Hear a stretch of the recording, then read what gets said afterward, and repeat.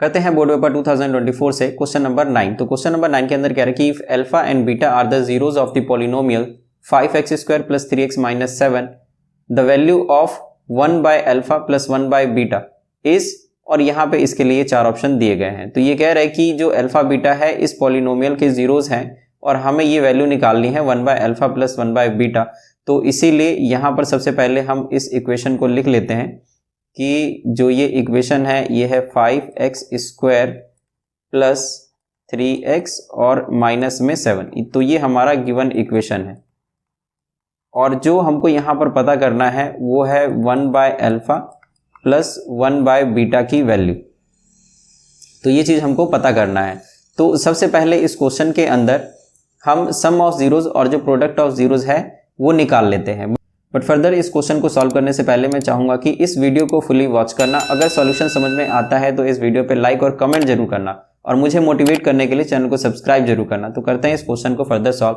तो यहाँ पे 5x² प्लस 3x - 7 जो दिया हुआ है, तो इसमें हम सम ऑफ जीरोज किस तरीके से निकाल सकते हैं। तो sum of zeros alpha plus beta ये होता है -b/a।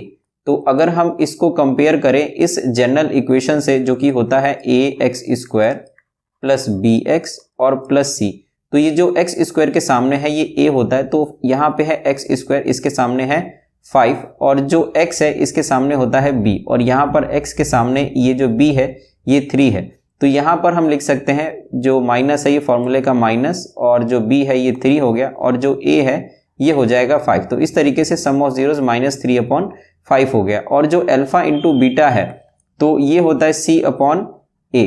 तो यहाँ पर ये जो लास्ट नंबर होता है इसको हम c बोलते हैं, कांस्टेंट ऑफ। तो यहाँ पर ये जो c है ये लास्ट नंबर, तो ये हो गया -7 और जो a है ये हो गया x² के सामने वाला नंबर, तो ये हो जाएगा 5। तो इस तरीके से अल्फा प्लस बीटा और अल्फा इंटू बीटा ये आ चुका है। तो अब यहाँ पर अगर 1 by alpha plus 1 by beta की वैल्यू अगर हम निकालें तो यहाँ पे सबसे पहले इसको थोड़ा सिंप्लीफाई करना पड़ेगा।